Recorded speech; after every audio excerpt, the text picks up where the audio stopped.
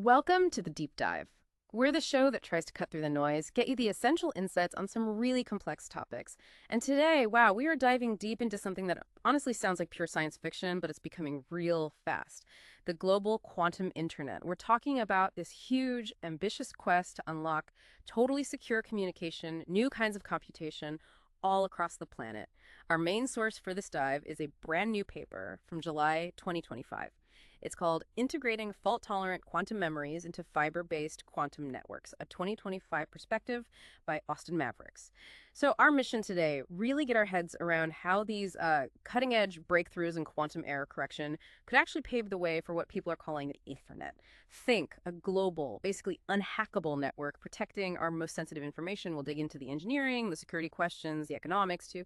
Okay, let's get into it. So the basic idea, the dream of these quantum networks, it promises some, frankly, revolutionary stuff.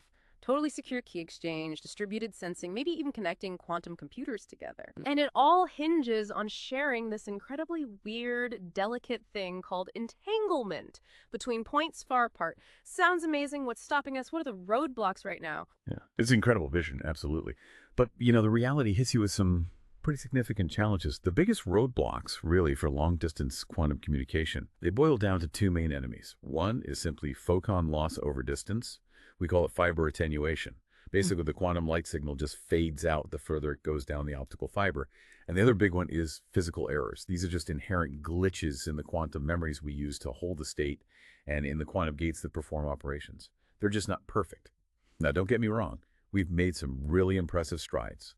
We've shown entanglement distribution over, say, tens of kilometers of fiber, and even quantum teleportation over 30 kilometers, using the standard telecom fiber already in the ground. These are fantastic proofs of concept. They show the basic infrastructure can work. But scaling that, getting it across continents, that needs something more. We desperately need innovative solutions, and that's really where quantum repeaters come into the picture. Okay, quantum repeaters. Crucial. So I'm picturing like a Wi-Fi extender, but for quantum signals. Is that close? And why aren't the current ones good enough for, global reach? Hey, the Wi-Fi extender analogy gets you partway there, but yeah, it's definitely more complex. The basic idea itself is quite clever, though. You take the huge distance you want to cover, and you break it down into shorter, more manageable segments. Okay. Then within each segment, you generate entanglement between the nodes at each end, adjacent nodes. And then comes the magic trick, entanglement swapping. You use that to connect the entanglement from segment to segment, basically extending it down the line. You can think of it like a relay race, but with quantum states. Each repeater node passes the baton of entanglement. But the problem is, the current repeaters, the early generation ones, they just aren't robust enough to get really high fidelity entanglement that's actually useful and reliable over hundreds or thousands of kilometers. Well, these repeaters need much better protection. Without it, those super delicate quantum connections just fall apart pretty quickly because of that loss and those operational errors we just talked about. Right, so the raw connections fade. And just storing the quantum state in basic memory doesn't really solve the problem over distance because the memory itself isn't perfect. So how do you make these incredibly fragile quantum links tough enough for a global network? And this, I think, is where the paper gets really exciting. It's about borrowing an idea from quantum computing to fix a quantum communication problem, this thing called fault-tolerant quantum computing. Precisely. Exactly. It's all about building like a digital immune system for these qubits, these quantum bits. Fault-tolerant quantum computing uses techniques we call quantum error correction, or QEC. The whole point of QEC is to protect that delicate quantum information from errors. Errors caused by decoherence, which is, basically the quantum state losing its quantumness because of noise from the environment, the big enemy, and also errors from imperfections in the quantum gates, the operations themselves. Now, what's really exciting in this context is the focus on surface codes. They're a type of topological code, and they're super promising because they have high error thresholds, meaning they can actually tolerate quite a bit of noise before the protection fails. And we've seen some major milestones here. Google Quantum AI, for instance, they demonstrated what's called the distance 7 surface code. When you hear distance, think resilience. Higher distance means much better error protection. And get this, they achieved a logical error rate, that's the error rate of the protected information, of just 0.143% per cycle. That's actually 2.4 times better than the error rate of the underlying physical qubits themselves. Wow, so the protection system is more reliable than the parts it's made of. Exactly. It's like building a vault where the lock system is way stronger than the actual walls. Mm. It's a huge deal for making quantum tech practical. And you see companies like IBM putting out roadmaps aiming for large-scale, fault-tolerant quantum computing by, say, 2029. So the proposal in this paper, the core idea, is to take small, fault-tolerant quantum processors based on these surface codes and put them directly inside each quantum repeater node. This lets the node store and even process those entangled states using built-in active error correction. Okay, that sounds like a genuine breakthrough. So the promise is these error-corrected memories make the links way, way better. They extend the performance dramatically, turning this from like a lab curiosity into something potentially practical for long distances. How did the researchers actually show this? What did the simulations reveal? Right, they built a pretty sophisticated numerical model to test this out. They simulated a chain, a linear chain, of these quantum repeater nodes. And each node in their model is quite complex internally. It's got a local source to create the entangled photons, a memory bank, maybe using things like silicon vacancy centers, C centers, or trapped ions. Materials are good at holding quantum states for a bit. And then critically, the error-corrected logical memory, using that surface code we talked about, and of course, a classical controller managing the whole operation within the node. Okay, so they run the simulations. What happens? What are the key results? How does it stack up with and without this error correction? This sounds like the real aha moment. Oh, absolutely. The findings were stark, really clear. They totally underscore the impact of adding fault tolerance. So first scenario, raw entanglement, just sending the photons, no error correction, no special memory. The rate of successful entanglement just plummeted with distance, basically useless beyond, say, 150, maybe 200 kilometers. The connection just dies. Okay, I'm not going to build a global network with that. Not a chance. Second scenario, they added unencoded memories, so basic quantum memory, but without the error correction layer applied to the memory itself. Well, decoherence in the memory itself became the bottleneck. It limited the usable distance to maybe less than 250 kilometers, and the average fidelity, that's the quality measure of the entanglement, it dropped below 80% after just 3 repeater hops, which is only about 200 kilometers. Yeah. Still not really good enough for most applications. Better, but still limited. Right. But here's the kicker. Scenario 3. With surface code encoded logical qubits protecting the entanglement in memory at each node. The results were, well, dramatic. They achieved fidelity above 95% over distances of 500 to 800 kilometers, and using only 5 to 7 repeater nodes to span that distance. Wow, from less than 250 kilometers to potentially 800 kilometers with high quality. Exactly. That's the transformative improvement. It suddenly makes long-distance practical quantum communication look feasible. It shows a real path forward. That is a massive leap, a huge difference. But, you know, simulations can sometimes be a bit, well, perfect world scenarios. Did they test how robust this is? What if the components aren't quite as good as hoped? What if conditions aren't ideal? Good question. Yes, they did. They ran a sensitivity analysis, which is absolutely crucial before you even think about building real hardware. Yeah. And the results, well, they show the approach is pretty robust, but they also really highlight where we still need engineering improvements. For instance, the Bell state measurement, the BSM, that's the key step that links entanglement between segments. If its efficiency dropped from, say, an ideal 85% down to 70%, the final fidelity over 500 kilometers decreased by about 5%. Significant, but not catastrophic. Similarly, if the memory coherence time, how long the memory holds, the quantum state reliably dropped from 1 second down to 0.1 seconds. Fidelity dropped by roughly 10% over that same distance. Again, noticeable. And if the gate fidelity, the accuracy of the operations inside that error-corrected memory slipped from 99.9% down to 99.5%, the logical error rate, the rate of errors getting through the protection, increased by about a factor of 2. So it's sensitive, but the fault tolerance still helps a lot. Exactly. Yeah. It confirms that fault tolerance is incredibly powerful, but it doesn't eliminate the need for continued fundamental hardware improvements. Better qubits, better gates, longer coherence times, they all still matter a lot. So, okay, if we want to actually build this Aethernet, how do we do it? The paper maps out 3 critical engineering layers. They all depend on each other, kind of like the layers of the current internet, but for quantum. First up, the quantum physical layer, QPL. This is purely about getting those fragile quantum photons from A to B reliably. The best bet here seems to be existing commercial fiber networks, specifically the telecom C-band around 1550 nanometers, where fiber loss is lowest, about 0.2 degrees per kilometer. And what's really neat is that you can actually send these quantum signals alongside regular classical internet data on the same fiber using different wavelengths of light. so we can leverage existing infrastructure. Ah, so we don't need entirely separate quantum fiber everywhere. For the most part, no. It was a huge advantage.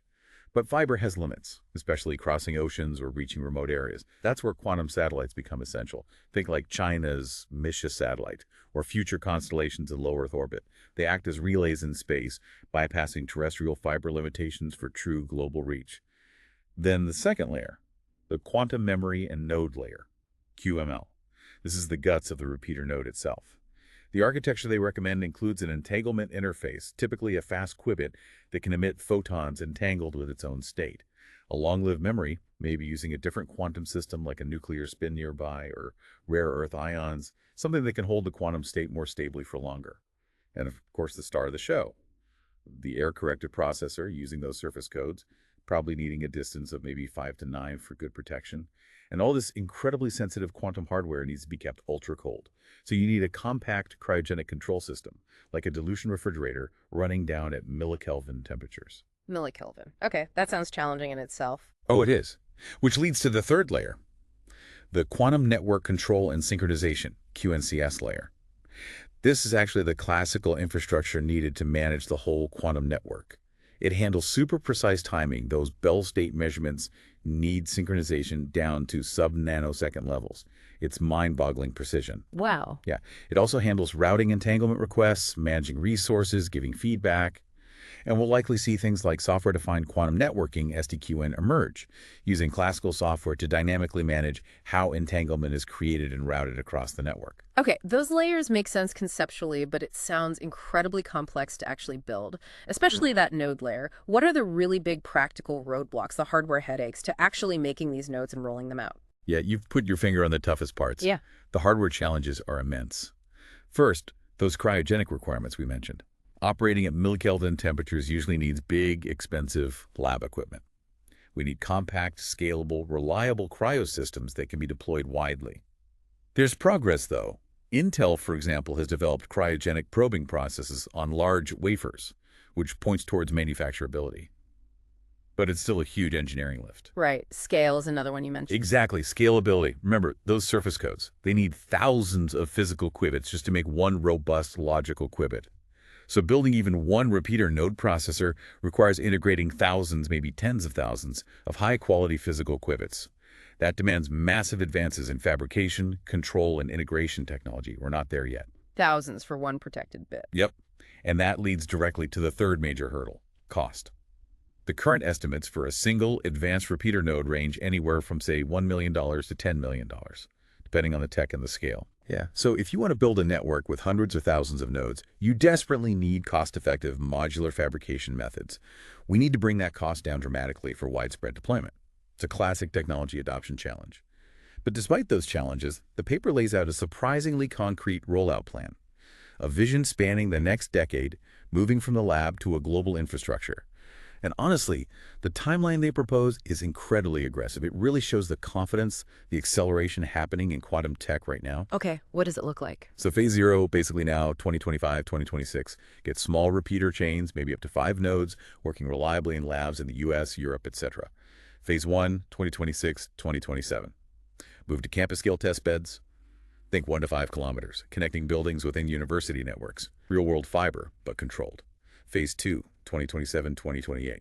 City-scale metro nets. We're talking 50 to 100 kilometers, probably partnering with telecom companies to use existing city fiber. Okay, starting to look like a real network. Getting there. Phase 3, 2028, 2030. Intercity backbones. Now we're linking cities 100 to 500 kilometers apart using national fiber infrastructure and maybe bringing in those low Earth orbit satellites for quantum key distribution, QKD links too. Phase 4, 2030, 2032.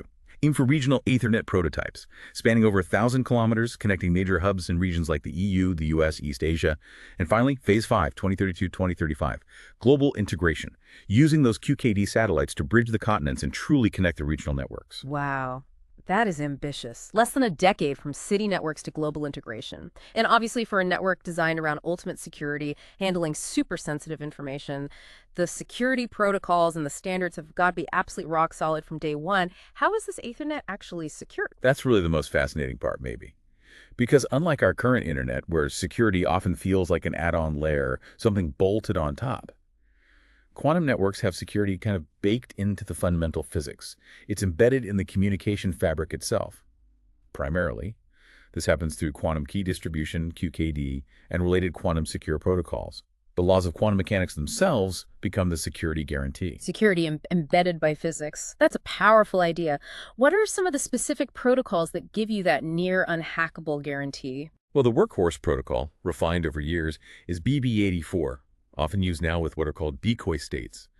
This combination has proven very effective against common eavesdropping attacks in fiber, like photon number splitting. Then there's a really clever one called Measurement Device Independent QKD, or MDI-QKD. This is crucial because it eliminates a whole class of vulnerabilities related to imperfections in the detectors. The measurement devices themselves can't be easily hacked in this scheme. And importantly, MDI-QKD supports using untrusted relays, meaning the security holes, even if some intermediate node in the network is compromised, that's a huge security advantage. Untrusted relays. Okay, that sounds vital for a large network. Absolutely. And pushing the distance limits is twin-field QKD, or TF-QKD. Lab experiments have shown this working over more than 1,000 kilometers of fiber, which is incredible. Now, no system's perfect, right? TF-QKD can be sensitive to noise, and there are always potential flaws in how protocols are implemented. But techniques like decoy states, MDI, and ongoing research are constantly working to address these potential vulnerabilities. Makes sense. So you have these incredibly secure protocols. But how do you get everyone globally to agree on how the network itself is structured? How do you standardize this so different systems can talk to each other? Yeah, interoperability is key. And there's a major global effort underway involving standards bodies you might know, like the ITU, ETSI, IETF, plus quantum-specific groups like the Quantum Internet Alliance, QIA. They're defining an emerging protocol stack, kind of like the TCP/IP stack for the classical internet, but for quantum. It has layers like quantum physical, QPHY for the links, entanglement layer, QEL for creating and managing entanglement, quantum transport, QDP for multi-hop connections, classical control, CCT for timing and management, and the application layer, QAP, for things like QKD or teleportation. The whole new stack. Pretty much. And we're already seeing concrete standards emerge. Yeah. ETSI published a standard just in April 2025 for multi-vendor QKD interoperability. And the ITU released a high-level architecture for QKD networks back in February 2024. So the pieces are actively being put in place by international collaboration. Okay, so standards are emerging. But in a network this sensitive, trust seems like a huge issue. How do you build trust when the tech is so new and, frankly, kind of mind-bending? That's a really important point, and people are thinking about it hard. Concepts from classical security like Zero Trust Architecture, ZTA, are being adapted. The idea is you don't automatically trust anything or anyone on the network. Everything needs continuous verification, maybe cryptographically, maybe even using quantum properties themselves, not assumed trust. There's also the concept of a quantum root of trust, QROT, using the inherent randomness of quantum mechanics, maybe from entangled keys, to create truly unforgeable foundations for secure boot processes and system integrity. And then there are regulatory aspects, things like data sovereignty laws. As these networks become real, governments will likely insist that the physical endpoints for generating secret keys reside within their national borders. So managing cross-border entanglement and key distribution will involve not just tech, but legal and policy frameworks too. It gets complicated quickly. Absolutely. Okay, so we've covered the amazing tech, the challenges, the rollout plan, the security. Let's shift gears to the money, the economics. What does this all mean for business, for investment? Is this creating a whole new industry? Who's actually going to buy this entanglement bandwidth? It absolutely is creating a new industry sector. We're seeing the rise of quantum service providers, or QSPs. You've got established players and startups jumping in, companies like ID Quantique, Toshiba Quantum Technology, Quantum Exchange, Quanosys in Japan, NTT. They're all active. They're already offering commercial QKD systems, and the next step is offering entanglement distribution as a service. The market dynamics will be really interesting. We could see entanglement bandwidth becoming a commodity, leased out like internet bandwidth today. It would be priced based on quality, the fidelity of the entanglement, how quickly it can be refreshed, the rate. Yeah. Service level agreements, SLAs, will have totally new metrics. Fidelity percentage, latency in milliseconds, link up time, secure key rate in bits per second. It's a new language for network services. Fascinating. And what about the tools needed to build and run all this? Is there like an open source community growing around it like we saw with the early internet or AI? Yes, definitely. That ecosystem is crucial, and it's developing fast. There are open source quantum internet simulators, names like QuanetSim, Sequence, NetSquid. These are vital tools for researchers and engineers to design and test network protocols and architectures before spending millions on hardware. And the major quantum software development kits, IBM's Qiskit, Google's Cirq, Microsoft's QShag, are starting to build in network interfaces and simulation capabilities. So developers can actually start writing code today that anticipates running on future quantum networks. Okay, so the ecosystem is building. Yeah. And on the financial side, is this still mostly theoretical government research funding, or is serious private money flowing in now? What makes investors think this is viable? Oh, it's very real money now. Governments worldwide are making huge strategic investments. In 2024 alone, global government funding for quantum tech hit around $1.8 billion. And that includes big bets like Australia putting $620 million into C Quantum specifically to build a fault-tolerant quantum computer, recognizing that advanced computing and networking are deeply linked. Right. Computation needs secure communication. Exactly. And private investment is ramping up too. Venture capitalists see the long-term potential. We're seeing logical qubits, the error-corrected ones, and quantum sensing tech even starting to enter things like clinical trials. Funding models are evolving too. Lots of public-private partnerships. For example, the Illinois Quantum Park is a $500 million initiative, bringing together government, academia, and industry. So the cost-benefit analysis is starting to take shape. Yes, deploying a city-scale network might initially cost $50 to $100 million with maybe $5 million a year to run. But the potential benefits truly enhance cybersecurity for finance, government, healthcare, plus the economic growth from enabling new quantum applications are seen as potentially outweighing those significant upfront costs. What an incredible journey we've covered today, really diving into this audacious goal of a global quantum internet. It seems clear, going from the sheer fragility of quantum states to this massive breakthrough using fault-tolerant memories, integrating these advanced error-corrected memories feels like the pivotal step, a real game changer for making this feasible. It seems poised to completely redefine secure information and computation in the coming decades. I agree. The modeling, the simulations that Austin Maverix paper details, they really do show convincingly that these surface code protected memories can dramatically boost quantum repeater performance. It lays out a feasible engineering pathway. Moving from those lab prototypes we have now towards genuine intercontinental quantum links, it's shifted from being a distant sci-fi dream to becoming a very concrete, though still very challenging engineering reality we're tackling right now. So what does this all mean for you listening to this? Think about the next steps outlined here. The actual fabrication of these modular repeater nodes, the large-scale field trials connecting cities, integrating satellites with ground networks, developing real-time network controls that understand entanglement. How might these developments fundamentally reshape your digital life? Our whole understanding of global communication, of security, just within the next 10 years. Imagine a world where your critical data truly is unhackable by any current or future computer, where financial systems are fundamentally secure, where complex tasks like remote surgery or controlling critical infrastructure have absolute data integrity guaranteed by physics. This work shows it's not just possible, the blueprint is actively being drawn up and built upon. The next decade won't just change how we connect. It might change the very meaning of security and trust in our increasingly digital world.